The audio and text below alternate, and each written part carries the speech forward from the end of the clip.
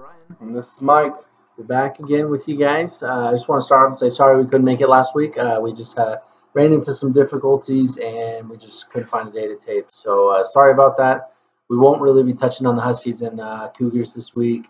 We would have last week, but we just will let you know, as you probably already are aware, they both got beat and lost their perfect seasons. But I still think the Apple Cup's going to be a big game. I still think WSU and UW are probably going to win out from here on out. And I still think there's a possibility that whoever wins that game and wins the Pac-12 could get a playoff spot. It's really Alabama and the rest of the country vying for those other three spots. So, yeah, we'll see what happens. Yeah, for sure. I mean, if the Huskies are going to get in, they're probably going to be the number 4 seed for the playoff. Yeah. Of course, they have to beat WSU.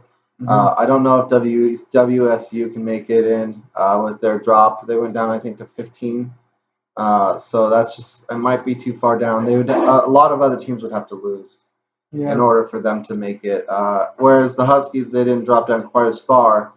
Still dropped down to 12. Yeah, but some teams are going to have to lose for the Huskies to get in. But if they win out and they beat Wazoo at the end of this season, I think that they could jump potentially a few people. Yeah, definitely. But again, it's all about who loses and when they lose. We know that Ohio State and Michigan are going to play each other at some point this year. We also know to win that for the Huskies. Yes, for the Huskies, Michigan needs to win that game.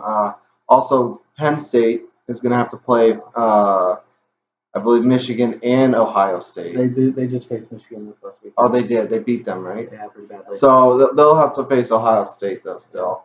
So it's looking pretty likely for Penn State, though. Yeah, but also Wisconsin's going to both have to play. Oh, yeah, that's right. And Wisconsin, an undefeated team as well. So there's a lot of undefeated teams in that bye for the top spots, and they could lose. I mean, you never know. I mean, Ohio State probably will get in with a one loss. We see it all the time. More likely, yeah. Ohio State does have a great program and has a good coach, so I wouldn't be surprised if they're there. Yeah. Yeah, for sure. Yeah, it was disappointing to watch the Huskies and the Cougs lose 2 weekends ago, but it is what it is. Sometimes you just lose those tough games. You know, we see it all the times. A couple weeks ago when the Rams and the Seahawks played, you got to win those tough games, like I said then. Yeah. Those are the kind of games that the Huskies needed to win, and they were unable to do that. Yeah, against ASU. It's unfortunate because they really they were in the driver's seat. You win and you're in. There was nobody's going to leapfrog them if they continued to win.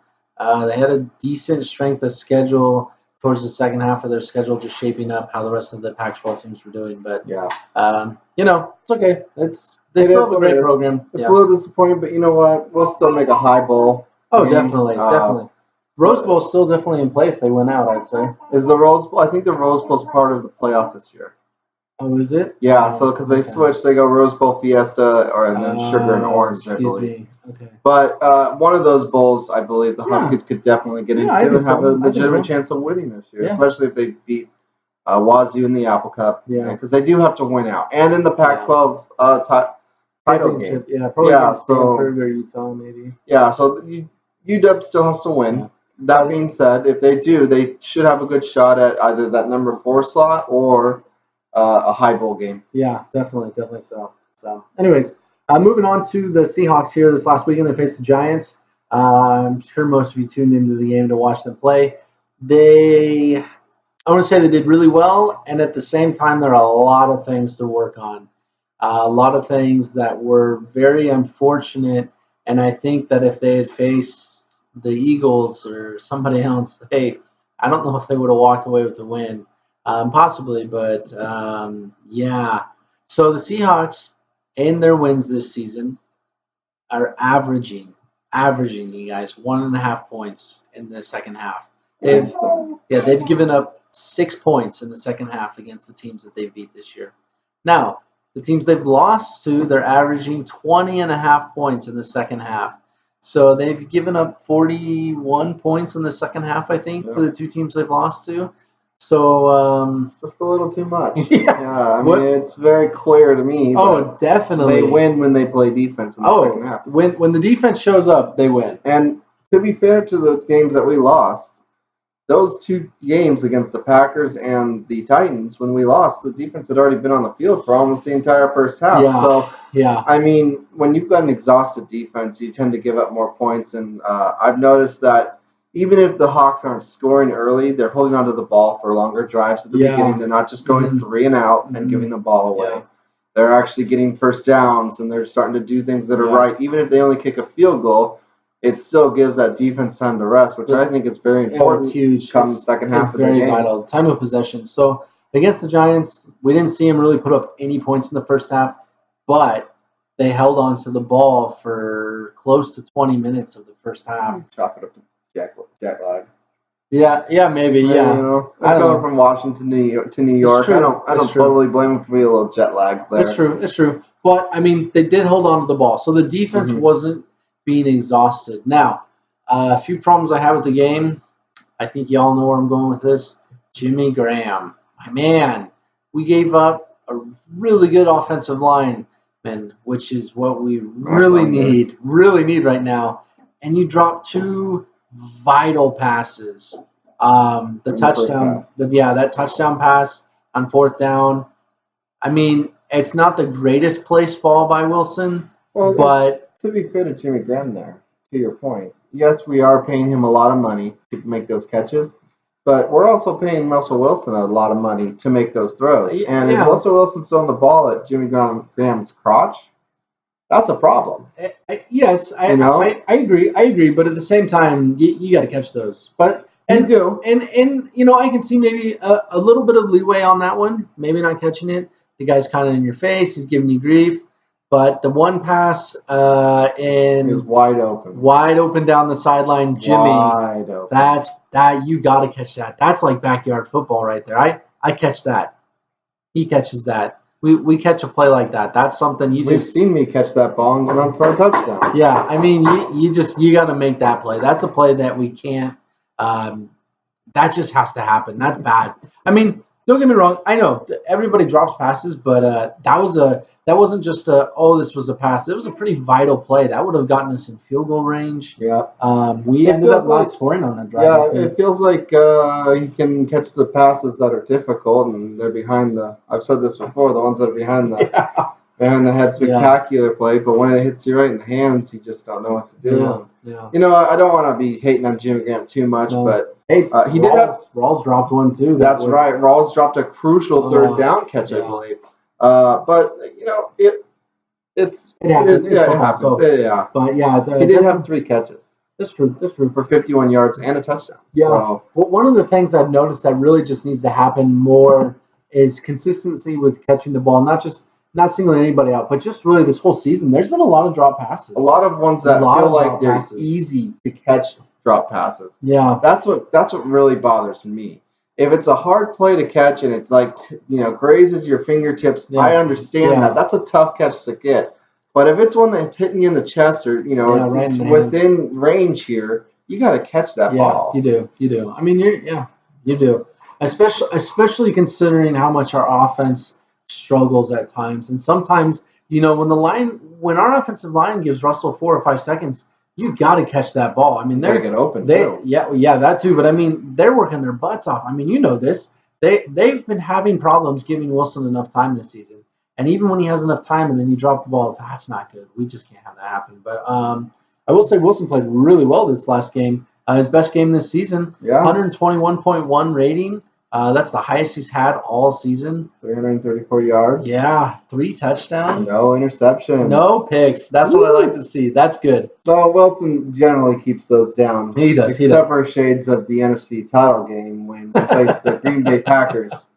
And he had 4 interceptions, and we came back and we actually ended up winning that game. So. Did he have 4 picks that game? Oh, yes, he did. Did he really? 3 of them were off of Jermaine Kearse's hands. Oh, I did not know. Thank you very much, Jermaine Kearse. I didn't know that he had 4 that game. But, yes. In fact, all 4 were targeted at Jermaine Kearse. I would say that. Are you sure the title game? Anything about the game last year? No, I'm talking about the NFC title game of 2 years ago, 3 years ago, something like that. Yeah.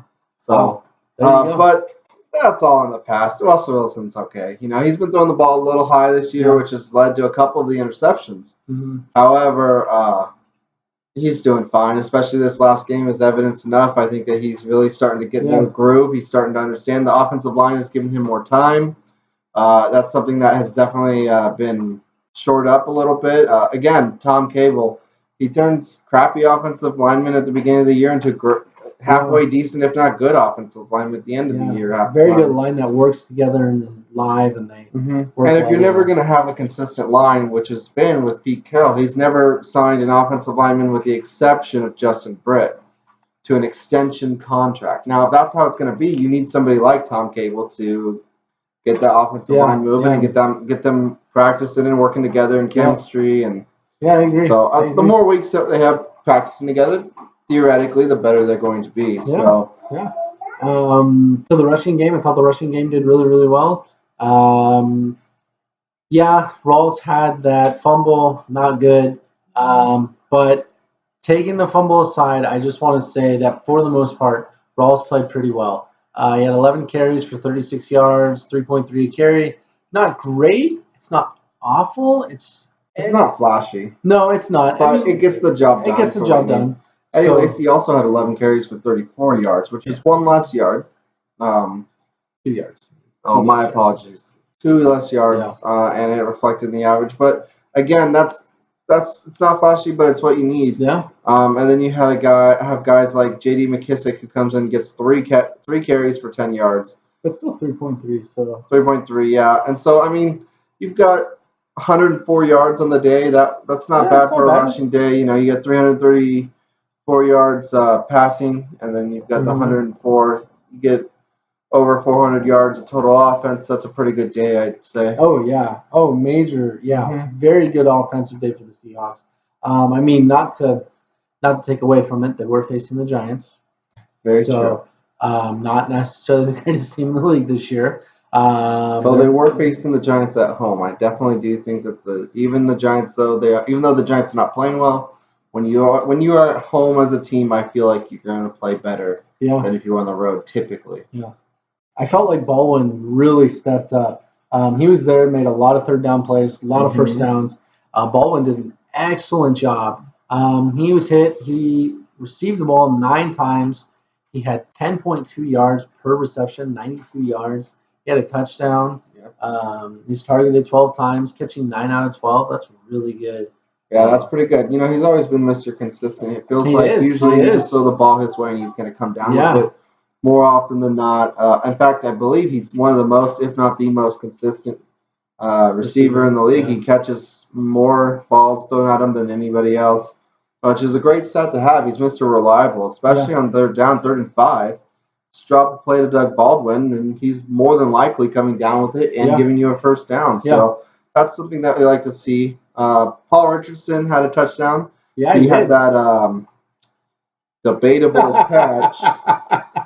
Oh, man. Anybody who wants to complain about that, email me, okay? Seriously, talk to me on Facebook about Golden Tate's catch. The Fail Mary. Okay, first of all, it was a real catch.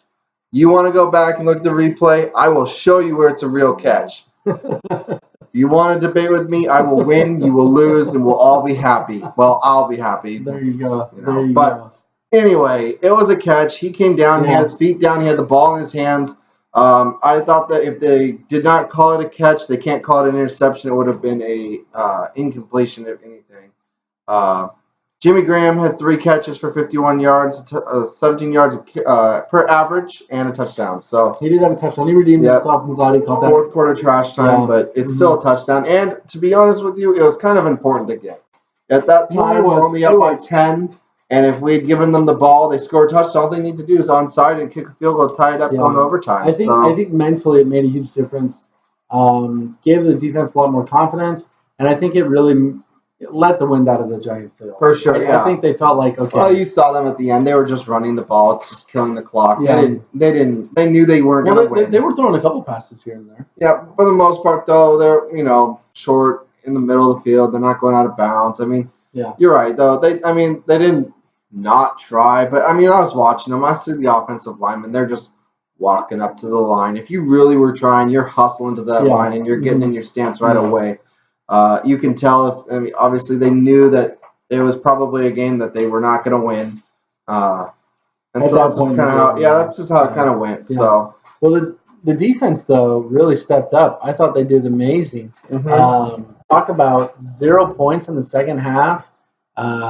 Just awesome. And really, I mean, I think they could have given up 0 points for the whole game. I mean, you take away Rawls' fumble.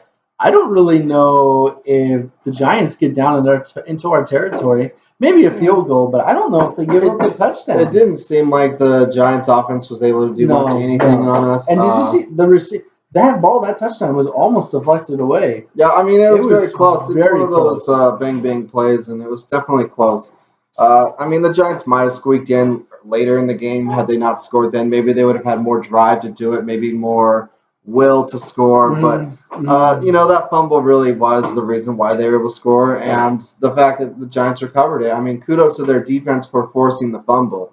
Obviously, Rawls needs to hold on to the ball better, but that being said, I think it's his first fumble since I can remember. I mean, obviously, he's had injury issues. Yeah. That being said, I mean, kudos to that defense for forcing a fumble. That's always something that I know the Hawks. We put importance on. They really want the ball. Too. They want the interceptions. They want the deflections down. They want the fumble recovery. Yeah. And speaking of fumble recovery, Frank Clark had one this week too. I believe it was Jaron Reed knocked it out of Eli Manning's hand, and Frank Clark recovered it, which was really awesome. Yeah. I like to see defensive plays like that. Definitely. Love the defense. Love the defense. Yeah. KJ Wright and Bobby Wagner had a lot of tackles this week. Yeah. 19 total combined for them. Yeah, KJ Wright with 11 and Bobby with 8. Yeah, well, at least together with people. But solo tackles, they each had 6. But Jaron Reed had 7 solo tackles himself. That's up there. Justin Coleman had 5. Yeah. Not getting a lot of sacks still. I mean, that's okay. I mean, if you're not giving up points, that's all right. But only 1 sack, that's not a lot. No, it's not a lot. There was a lot of pressure on Eli Manning, I felt like. He did get hit 6 times. Yeah, he had to get rid of the ball before he wanted to a few times, which is really important. Yeah. Sacks are nice. They're kind of like the flashy defensive stat. Yeah.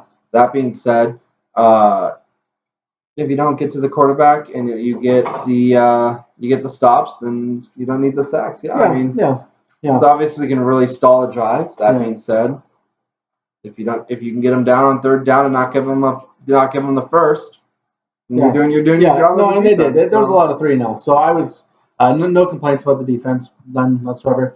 Though actually, hang on, I do have one complaint. I know it's a little petty of me. I know it's trash time in the 4th quarter, and it didn't matter that much. But, guys, penalties. How many offsides? There were so many. Trying to time that snap too much. I guess, but there was you had 4 or 5 offsides in the last 2 minutes. That's a little too many. In my opinion, there was a trash call, though. There was a pass interference call on Griffin. Yeah. I really felt like that was a bad call. Yeah, it didn't look like pass interference to me. I agree. But that aside, though, the offsides, that's all. That's all in that for sure. And here's the thing, and maybe it wouldn't have happened if it had been a closer game. But if we're only down by 10, those offsides, those kill you. They could have kicked the field goal, called it good, or gotten the touchdown and then kicked the field goal. Yeah, I mean, and then if they get the onside kick, then all of a sudden you're looking at it going, oh crap, we really have to play defense. So and I'm sure the Seahawks are probably talking about this. Probably talked about it yesterday at practice or today at practice. Just penalties. We really need to. I mean, you can't control every penalty because sometimes there's going to be penalties that are called that really shouldn't be penalties. But the ones that you control, like offsides, gotta limit those down. That's on you. Yeah, so. I mean, I get them wanting to time the snap. I understand that. Of course. Especially Bennett. The faster, man. The faster you get off the ball, or off the snap, off the line, and after the quarterback, the more likely you are to get him. Oh, definitely. And there are times when that works in our favor, where he times it just perfectly, and he's across the line in no time at all, and he's after the quarterback. And those are plays that we love as fans, obviously, because he gets a sack, or he gets the fumble, or he gets this. You just obviously don't want to see the offsides the early. Yeah. So make sure you listen with your ears and look with your eyes. You don't want to You don't want to jump off sides. But Yeah. that being said, I believe the World Series is going on right now. Let's transition over there. Yeah, World Series for sure. Definitely going on. You got Dodgers against Astros. Game's tied up at 1-1 right now, actually, as we're speaking. I'd like to point out real quick, in our original predictions in the AL, I'm 100%. I picked the Yankees over the Indians, where he picked the Indians over the Yankees, and I was right. So I'd like to point that out. I was rooting for the Yankees last. Who did you have going to the World Series in the National League, Michael? Well, we don't need to talk about that. Who did you have going to the World Series in the National League? Same team as you. Exactly. You didn't get it right. So you can't say nothing about it. But who did I have going to the World Series in American?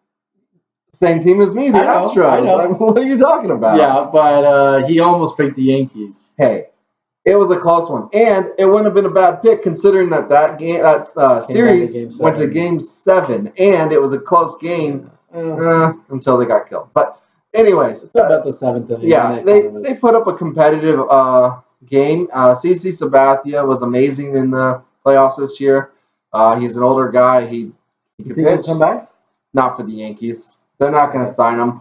I think he'll go somewhere, maybe the Giants or. I don't think so. I don't think the Mariners are going to shell up that much money for him. You don't think he'll maybe sign for a little less money, knowing his age? I think he wants to go to a team. Well, I don't know. We'll see. Cano are friends. They are. I mean, maybe so. But I think he wants money now that he's older and he knows that he's only got a few more years. But he made money. I know he made his money, but he wants more. He's made over $100 million. Give me a break. Hey. At what point, what is an extra million or so? Here's the thing. You want rings, man. Get your rings. Come to Seattle. We'll get you a ring.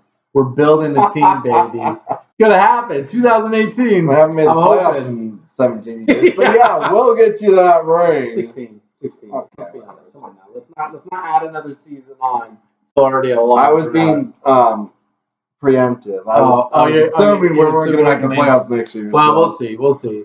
But yeah, I got Astros winning this series. I'm still sticking with my original prediction. Astros in 6. Dodgers are hot right now. I think they're going to win in 5. Okay, all right. Yeah, they look good. Okay. So just want to do a little. Next week, the Seahawks are facing the Texans here in CenturyLink. Going to be a great game, guys. Really hope you tune in. If you like defense and you like field goals, this is the game for you. I think a big key to winning this game is keeping their quarterback in the pocket. He can run. Yeah. He's young. He likes to run. Don't let him get outside. You're pretty much. He is the rookie version of Russell Wilson. Yeah, you're facing Russell Wilson. So. And we've faced guys like that before. Yeah, Colin Kaepernick in his prime. Obviously, you've got Cam Newton. You know, so we've faced quarterbacks like that who do like to run. Yeah. Aaron Rodgers does a tiny bit. Yeah, well, he likes to get out of the pocket and throw the ball. Yeah. He doesn't like to run as much because he has older legs and he can't quite do it as well. That being said, he does throw better on the run than he does in the pocket. So, the Hawks can just keep him contained. Don't go after the sack if you don't need to. Keep him in the pocket. Make him beat you as a pocket passer.